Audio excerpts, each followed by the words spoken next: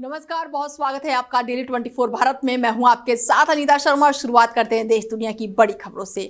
नोएडा प्राधिकरण ने शहर की सड़कों को लेकर बड़ा प्रोजेक्ट जो है वो शुरू कर दिया है। नोएडा प्राधिकरण ने शहर की सड़कों को 500 करोड़ रुपए का प्रोजेक्ट जो है उस पर काम शुरू कर दिया है और इसके तहत शहर की लगभग 150 किलोमीटर सड़कें गड्ढा मुक्त और मजबूत बनाई जाएंगी। टेंडर प्रक्रिया पहले ही शुरू कर दी गई है और इसके साथ ही सड़कों पर सबसे ज्यादा अब फोकस रखा जाएगा। जर्जर और उखड़ी सड़कों को प्राथमिकता दी जाएगी। केवल सड़क ही नहीं बल्कि फुटपाथ और डिवाइडर भी दुरुस्त किए जाएंगे। कई जगहों पर नई लेयर बिछाकर सड़कें और अधिक मजबूत बनाई जाएगी। सड़क निर्माण का कार्य जो है वो चरणबद्ध तरीके से कराया जाएगा ताकि यातायात प्रभावित ना हो और प्राधिकरण ने दावा किया है कि काम के दौरान शहर में यातायात व्यवस्था बनाए रखने के लिए विशेष इंतजाम होंगे। ट्रैफिक जो है वो पूरी तरह से सुगम होगा। सड़क सुरक्षा के मद्देनजर पूरा काम जो है अप्रैल 2026 तक समाप्त करने का लक्ष्य जो है वो रखा गया है। नोएडा प्राधिकरण की बड़ी पहल जो है वो शुरू हो चुकी है। जर्जर सड़कों पर पूरा फोकस किया गया है। ऐसे में फुटपाथ और डिवाइडर भी जो है उसको पूरी तरह से दुरुस्त किया जाएगा। नोएडा में 500 करोड़ की सड़क सुधार परियोजना शुरू हो चुकी है और 150 किलोमीटर सड़कें गड्ढा मुक्त और मजबूत बनेंगी और इसके साथ ही सड़कों पर पूरा फोकस है। फुटपाथ और डिवाइडर भी दुरुस्त किए जाएंगे। नोएडा प्राधिकरण की बड़ी पहल जो है वो अब शुरू हो चुकी है। तो वहीं गाजियाबाद के भोजपुर थाना क्षेत्र से बड़ी जानकारी निकलकर सामने आ रही है, जहां पर ग्राम पंचायत चुनाव को लेकर दो पक्षों में हुए विवाद ने हिंसक रूप ले लिया। सार्वजनिक जगहों पर दोनों पक्ष आमने सामने आ गए और लाठी डंडों और ईंट पत्थरों से जमकर मारपीट हुई। घटना 15 फरवरी को ग्राम नहली में हुई है। आरोप है कि दोनों पक्षों ने एक दूसरे की जान जोखिम में डालते हुए हमला किया, गाली गलौज किया और जमकर बवाल किया। मामले की सूचना मिलते ही पुलिस ने तत्काल कार्रवाई करते हुए दोनों पक्षों के कुल 6 अभियुक्तों को गिरफ्तार कर लिया है। गिरफ्तार अभियुक्तों में फैजल, मोहम्मद, सलीम, आतिक और रिजवान जाबिर शामिल है और आरोपियों के गांव जो है वो नहाली निवासी बताए जा रहे हैं। पूछताछ में पुलिस ने आरोपियों ने माना है कि हिंसा जो है वो ग्राम पंचायत चुनाव को लेकर हुई है और आपसी रंजिश के कारण ये लड़ाई झगड़े हुए हैं। पुलिस ने आरोपियों के खिलाफ मुकदमा दर्ज कर लिया है और आगे की कार्रवाई फिलहाल शुरू कर दी है। तो वहीं उत्तर प्रदेश माध्यमिक शिक्षा परिषद की हाई स्कूल और इंटरमीडिएट की परीक्षाएं जो है आज से शुरू हो चुकी है। गाजियाबाद जिले में इसके लिए प्रशासन ने व्यापक तैयारियां पूरी कर ली है और लगभग कई छात्र जो है इस परीक्षा में शामिल होंगे, जिसमें 10वीं और 12वीं के छात्र हैं जो है वो परीक्षा के लिए शामिल होंगे। जिले के 64 केंद्रों पर परीक्षा 2 पालियों में आयोजित की गई है। परीक्षा को नकल विहीन और पारदर्शी बनाने के लिए जिले की 5 जोन में बांटा गया है और 12 सेक्टर मजिस्ट्रेट और सभी केंद्रों पर पूरी तरह से मजिस्ट्रेट जो है वो तैनात किए गए हैं। जिलाधिकारी जो है रविंद्र कुमार ने स्पष्ट किया है कि नकल करने वाले या फिर करवाने वालों पर सख्त कार्रवाई की जाएगी। सभी केंद्रों पर सीसीटीवी कैमरे से लगातार निगरानी की जाएगी और प्रश्न पत्र को पूरी तरह से सुरक्षित रखा गया है। परीक्षा केंद्रों के आसपास डिजिटल डिवाइस प्रतिबंध लगाए गए हैं। छात्रों के लिए क्लासरूम में हर केंद्र पर पुलिस बल की तैनाती की गई है। इसके साथ ही नंदग्राम स्थित DRSO कार्यालय से लाइव मॉनिटरिंग होगी। प्रशासन ने विद्यार्थियों से समय पर पहुंचने और नियमों का पालन करने की अपील की है। तो वहीं मुख्यमंत्री योगी आदित्यनाथ ने भी ट्वीट करते हुए लिखा है कि मेरे प्रिय विद्यार्थी, उत्तर प्रदेश माध्यमिक शिक्षा परिषद की हाई स्कूल और इंटरमीडिएट की बोर्ड परीक्षाएं शुरू हो रही हैं और आप सभी को मेरा शुभकामनाएं हैं और शुभ आशीष है। परीक्षाएं केवल आपकी शैक्षणिक योग्यता का मूल्यांकन नहीं है, बल्कि ये आपके धैर्य, अनुशासन और आत्मविश्वास की भी परीक्षा है। और ऐसे में बता दें कि यूपी में जो बोर्ड परीक्षाएं आज से शुरू हो चुकी हैं। 2 पालियों में परीक्षाएं हो रही हैं बच्चों की और ऐसे में बच्चे जो हैं सुबह से ही आज बोर्ड एग्जाम के बाहर देखने को मिले। सीसीटीवी के निगरानी से ये पूरी परीक्षा कराई जा रही है ताकि जो परीक्षा है वो पूरी तरह से नकल विहीन हो सके। देखिए, गाजियाबाद में लगभग 53,000 बच्चे इस बार 10वीं और 12वीं की बोर्ड परीक्षाओं में बैठेंगे और 64 सेंटर बनाए गए हैं। हमने पूरे सभी सेंटरों को जोन, सेक्टर और स्टैटिक मजिस्ट्रेट्स की ड्यूटी लगाई है। 5 जोन बनाए गए हैं, 12 सेक्टर मजिस्ट्रेट लगाए गए हैं और 64 स्टैटिक मजिस्ट्रेट लगाए गए हैं। पूरी तरह परीक्षा नकल विहीन हो और मानकों के अनुरूप हो, इस बात का विशेष ध्यान रखा गया है। विगत दिनों में मैंने भी सभी केंद्र प्रभारी, स्टैटिक मजिस्ट्रेट और सेक्टर मजिस्ट्रेट के साथ में डिटेल में कविनगर रामलीला ग्राउंड में बैठक की थी और बहुत विस्तार से जो इसमें माध्यमिक शिक्षा विभाग की गाइडलाइन है उसके बारे में प्रशिक्षण भी दिया था और प्रत्येक जो हमारे मजिस्ट्रेट वहाँ लगेंगे उन सभी को बताया, केंद्र प्रभारियों को विशेष रूप से बताया कि नकल विहीन परीक्षा सुनिश्चित की जाए। किसी भी सेंटर पर अगर नकल कराता हुआ कोई भी व्यक्ति पाया गया तो केंद्र प्रभारी की जिम्मेदारी तय होगी। माननीय मुख्यमंत्री जी द्वारा भी ये निर्देश है, तो इसको हम लोग पूरी तरह अनुसरण। तो वहीं गाजियाबाद के लोनी क्षेत्र में राशन की दुकान पर एक गर्भवती महिला के साथ मारपीट का मामला सामने आया है। घटना का वीडियो दुकान में लगे सीसीटीवी कैमरे में कैद हो गया है, जो अब सोशल मीडिया पर वायरल हो रहा है। बताया जा रहा है कि पीड़ित महिला अशोक विहार स्थित राशन की दुकान पर राशन लेने गई थी और इसी दौरान वहां पर मौजूदा 6 से 7 महिलाओं ने किसी बात को लेकर उसके साथ कहासुनी शुरू कर दी, जो देखते ही देखते मारपीट में बदल गई। वीडियो में कुछ महिलाएं गर्भवती महिला को घेर कर धक्का मुक्की और मारपीट करती नजर आ रही हैं। घटना के बाद से आरोपी महिलाएं मौके से फरार हो गई। पीड़ित ने तुरंत ही पुलिस को इसकी सूचना दी। सूचना मिलते ही पुलिस मौके पर पहुंची और दुकान में लगे सीसीटीवी कैमरे को फुटेज अपने कब्जे में ले लिया। पुलिस का कहना है कि मामले की जांच की जा रही है और फुटेज के आधार पर आरोपियों की पहचान की जा रही है। पीड़ित महिला की शिकायत के आधार पर आगे की कार्रवाई की जाएगी। तो वहीं दुबई में आयोजित WHX दुबई में उत्तर प्रदेश सरकार और भारत सरकार के संयुक्त प्रतिनिधि मंडल ने YEIDA के मेडिकल डिवाइसेस पार्क का वैश्विक निवेश हब के रूप में प्रस्तुत किया है। प्रतिनिधि मंडल में उद्योग विभाग और YEIDA के वरिष्ठ अधिकारी, भारत सरकार के कई प्रतिनिधि जो थे वो इसमें शामिल हुए। दुबई दौरे के दौरान कई निवेश प्रस्ताव सामने आए हैं। 10 एकड़ भूमि के लिए आवेदन करने की बात भी कही गई है और इसके साथ ही दुबई एग्जीबिशन सेंटर में आयोजित इस अंतर्राष्ट्रीय आयोजन में प्रतिनिधि मंडल ने मेडिकल उपकरण निर्माण और नवाचार के क्षेत्र में निवेश आकर्षित करने के उद्देश्य से कई महत्वपूर्ण बैठकें की हैं। तो वहीं गांधीनगर में पानी से भरा गुब्बारा फेंकने को लेकर 2 पक्ष जो हैं वो आमने सामने आ गए। बताया जा रहा है कि एक बच्चे ने युवक को टोली पर पानी का गुब्बारा फेंक दिया। गुब्बारा लगते ही विवाद शुरू हो गया और देखते ही देखते दोनों पक्षों के बीच जमकर मारपीट हो गई। प्रत्यक्षदर्शियों के अनुसार पहले कहासुनी हुई, जिसके बाद से मामला बढ़ गया और दोनों आमने सामने आ गए और धक्का मुक्की और हाथापाई शुरू कर दी। आसपास मौजूदा लोगों ने बीच बचाव कर स्थिति को शांत कराने की कोशिश की और इसी दौरान किसी ने पूरे घटना का वीडियो बना लिया, जो कि अब सोशल मीडिया पर वायरल हो रहा है। घटना थाना नई मंडी कोतवाली क्षेत्र का बताया जा रहा है। पुलिस को मामले की जानकारी मिलते ही वायरल वीडियो के आधार पर जांच शुरू कर दी गई है। अधिकारियों का कहना है कि दोषियों के खिलाफ उचित कार्रवाई की जाएगी। फिलहाल इलाके में स्थिति सामान्य बताई जा रही है। गाजियाबाद के ट्रांस हिंडन जोन में लगातार हो रही चोरियों से लोगों में दहशत का माहौल है। बेखौफ बदमाश दिन दहाड़े चोरी की वारदात को अंजाम दे रहे हैं। ताजा मामला कौशाम्बी थाना क्षेत्र से सामने आया है, जहां पर एक कार का शीशा तोड़ चोरों ने लैपटॉप चोरी कर लिया। बताया जा रहा है कि कार सड़क किनारे खड़ी थी और इसी दौरान चोर ने मौका पाकर वाहन का शीशा तोड़ा और अंदर रखे लैपटॉप लेकर मौके से फरार हो गया। पूरी घटना आसपास लगे सीसीटीवी कैमरे में कैद हो गई है, जिसके बाद से पीड़ित ने पुलिस से शिकायत दर्ज कराई। लगातार हो रही वारदात से क्षेत्र के लोग पुलिस गश्त और सुरक्षा व्यवस्था पर सवाल उठा रहे हैं। स्थानीय निवासियों का आरोप है कि ट्रांस हिंडन पुलिस अपराधियों पर नकेल कसने में नाकाम साबित हो रही है। पुलिस का कहना है कि सीसीटीवी फुटेज के आधार पर आरोपियों की पहचान की जा रही है और जल्दी गिरफ्तारी की जाएगी। फिलहाल क्षेत्र में गश्त बढ़ाने के निर्देश दिए गए हैं।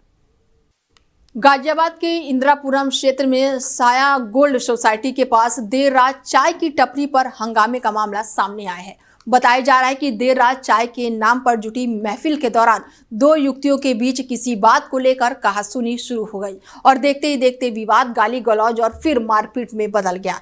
प्रत्यक्षदर्शियों के अनुसार दोनों युवती एक दूसरे के बाल पकड़कर सड़क किनारे भिड़ गई। मौके पर मौजूदा लोगों ने बीच बचाव की कोशिश की, लेकिन काफी देर तक हंगामा चलता रहा और इस दौरान वहां पर मौजूदा कुछ लोगों ने पूरी घटना अपने मोबाइल फोन में कैद कर ली और अब ये वीडियो सोशल मीडिया पर तेजी से वायरल हो रहा है।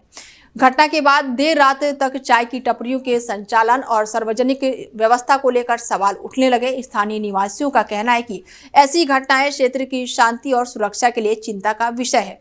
फिलहाल मामले में पुलिस की अधिकारिक प्रतिक्रिया का इंतजार है और कार्रवाई को लेकर निगाहें पुलिस पर टिकी हुई हैं। मुजफ्फरनगर में 2 घंटे के अंतराल में 3 अलग अलग थाना क्षेत्रों में पुलिस और बदमाशों के बीच मुठभेड़ हुई है। रतनपुरी थाना क्षेत्र में हुई मुठभेड़ में 25-25 हजार रुपए के इनामी बदमाश को गोली लगने से वो घायल हो गए, जिसके बाद पुलिस ने उन्हें गिरफ्तार किया है। उस पर गौकशी और आर्म्स एक्ट समेत करीब आधा दर्जन मुकदमे दर्ज है। वहीं शाहपुर क्षेत्र में पुलिस मुठभेड़ के दौरान 25 हजार के इनामी बदमाश संजीत को घायल अवस्था में पकड़ा गया। उसके खिलाफ लूट और चोरी के दर्जनों मुकदमे दर्ज बताए जा रहे हैं। और इसके अलावा तितवी थाना क्षेत्र में हिस्ट्री सीटर बदमाश गुफरान पुलिस मुठभेड़ में घायल हुआ। गुफरान और गौकशी लूट और चोरी के कई मामले उस पर दर्ज हैं। पुलिस ने तीनों बदमाशों के कब्जे से 3 तमंचे, जिंदा कारतूस और एक बाइक बरामद की है। घायलों को उपचार के लिए अस्पताल में भेजा गया है। पुलिस अधिकारियों के अनुसार अपराधियों के खिलाफ अभियान लगातार जारी रहेगा। देखिए, मुजफ्फरनगर जनपद में श्रीमान एसएसपी महोदय के निर्देशन में लगातार जो है अपराधियों के विरुद्ध एक कार्रवाई का एक अभियान चल रहा है। लगातार जो भी हमारे वांछित अपराधी हैं उनकी तलाश व दबिश हेतु टीमें गठित की जाती हैं और उनके लिए गिरफ्तारी हेतु प्रयास किए जाते हैं। इसी क्रम में आज मुजफ्फरनगर देहात की टीमों को एक बड़ी सफलता मिली।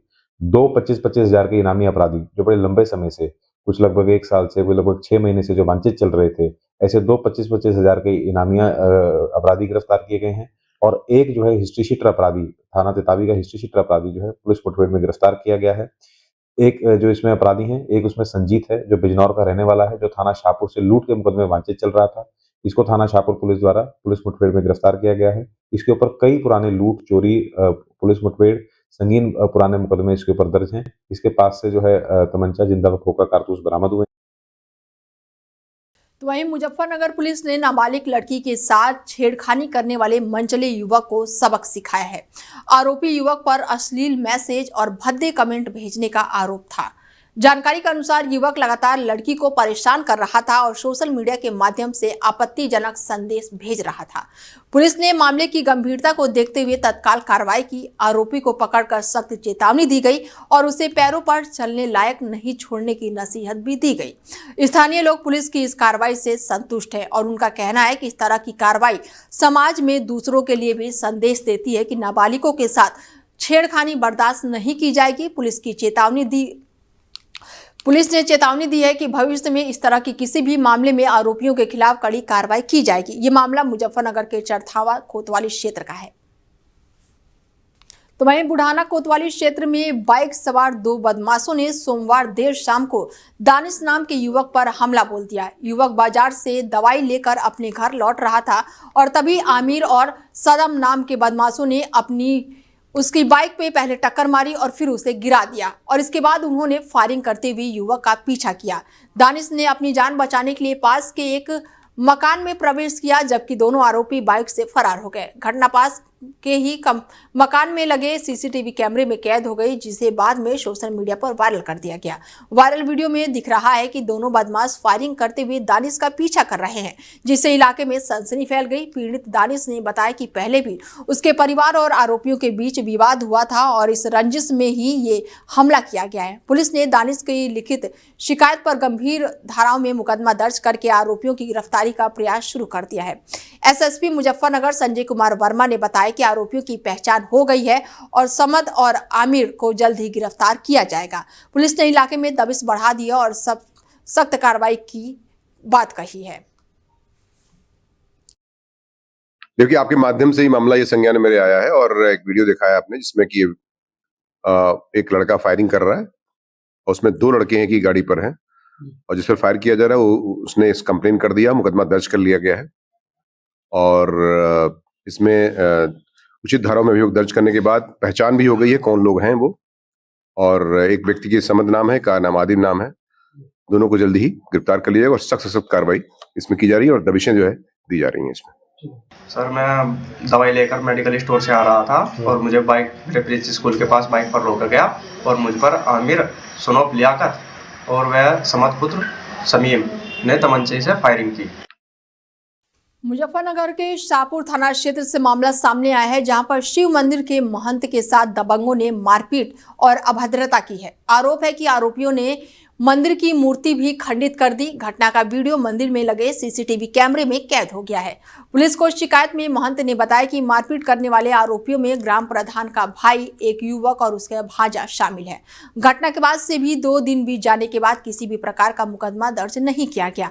महंत ने चेतावनी दी कि अगर मामले में उचित कार्रवाई नहीं हुई तो वो धरना प्रदर्शन करेंगे। स्थानीय लोगों का कहना है कि दबंगों द्वारा मंदिरों में की गई ये अभद्रता और मारपीट क्षेत्र की धार्मिक शांति के लिए काफी चिंता का विषय है। पुलिस मामले की जांच में जुटी हुई है और आरोपियों की पहचान कर कार्रवाई के लिए दबिश दी जा रही है।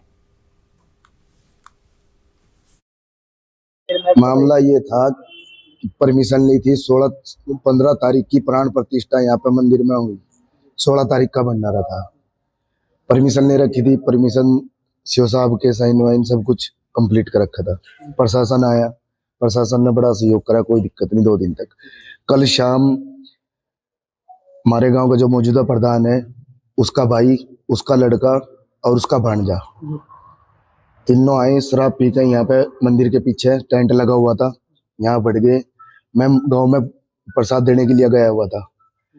एक सेवक था जो सेवा कर रहा था, उधर से सामान लाकर मंदिर में रख रहा था, तो उसको बुलाया, वो गया नहीं क्योंकि शराब पी रखी थी उन्होंने बहुत ज्यादा। अपना काम कर रहे थे, 3 दिन से बड़े ना सोए ना आराम करा, काम चला हुआ था। उसके बाद मैं तो गांव में चला गया, उसे यहाँ से उठा कर लेके गए। उसकी वीडियो भी हमारे पास में है। इसकी बहुत ज्यादा करके पिटाई करी। गाजियाबाद के थाना शालीमार गार्डन क्षेत्र में एक गंभीर मारपीट का मामला सामने आया है। 17 फरवरी 2026 की रात को पीड़ित युवक के अनुसार दबंगों ने उसे बेरहमी से पीटा। घटना के बाद युवक ने थाना जाकर आरोपियों के खिलाफ लिखित प्रार्थना पत्र देकर न्याय की गुहार लगाई। मामले की जांच पास में लगे सीसीटीवी कैमरे में कैद फुटेज के आधार पर की जा रही है। सीसीटीवी में साफ तौर पर देखा जा सकता है कि कैसे युवक को बुरी तरह से पीटा गया है। पीड़ित ने पुलिस से वीडियो साक्ष्य के साथ सख्त कार्रवाई की मांग की है। पुलिस ने बताया कि तहरीर और फुटेज के आधार पर जांच चल रही है। तथ्यों के अनुसार आगे की कार्रवाई की जाएगी और आरोपियों को न्याय के दायरे में भी जल्द ही लाया जाएगा। तो वहीं गाजियाबाद जिले के खोड़ा थाना क्षेत्र से एक दर्दनाक मामला सामने आया है, जहां पर एक 22 साल के युवक ने किराए के कमरे में संदिग्ध हालत में फांसी लगाकर आत्महत्या कर ली है।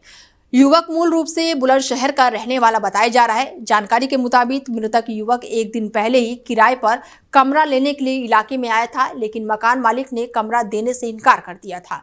देर शाम मकान मालिक किसी शादी समारोह में चला गया और इसी दौरान युवक दोबारा उस कमरे पर पहुंचा और देर रात कमरे के अंदर फांसी लगा ली। सुबह घटना की जानकारी मिलने पर पुलिस मौके पर पहुंची और दरवाजा खोलकर युवक के शव को नीचे उतरवाया। पुलिस ने शव को कब्जे में ले लिया है और पोस्टमार्टम के लिए भेज दिया है। बताया जा रहा है कि मृतक युवक अविवाहित था और एक कैंटीन में चाय बनाने का काम करता था। घटना की सूचना मिलते ही परिवार के लोग मौके पर पहुंचे, जहां पर उनका रो रो कर बुरा हाल है। फिलहाल पुलिस मामले की जांच कर रही है और आत्महत्या के कारणों का पता लगाने का प्रयास किया जा रहा है। पोस्टमार्टम रिपोर्ट आने के बाद ही मौत के सही कारणों की पुष्टि हो सकेगी। युवक ने फांसी लगाई के बारे में नहीं पता, लेकिन ये रात में आया था। हाँ। और किसी को पता भी नहीं चला ये कब आया कब गया। ये आए थे दिन में कल रूम के लिए, तो भैया मालिक मना कर दिए थे। इस रूम में हम लोग रहते थे, हमको खाली करा दिए। ये पेंट कराना है, टोपी लगवाना है, हम लोग ऊपर चले गए, इनको भी मना कर दिए थे। फिर कल मालिक लोग शादी में चले गए थे और ये रात में आए और हम लोग जान पाए सुबह 7 बजे हमारे बच्चे की अपनी दवा लेने आते। उसकी तबीयत खराब हो गई तो हम सोचे शायद रूम खाली किए वही दवा भूल गए होंगे। अच्छा। जब दवा लेने आए देखा ये लटक रहे थे। अच्छा। फिर हम चिल्लाए, फिर ये चाचा निकले, बोले क्या हुआ, बताया ऐसी बात है। फिर मालिक को बुलाए, तब सब लोग जान पाए। युवक ने वहीं गाजियाबाद खोड़ा के नवनीत विहार इलाके में 4 माह की गर्भवती महिला का खून से लथपथ शव मिलने से इलाके में सनसनी फैल गई है। मृतक की पहचान 26 साल के चांदनी के रूप में हुई है। परिजनों ने पति विपिन पर दहेज के लिए हत्या करने का आरोप लगाया है।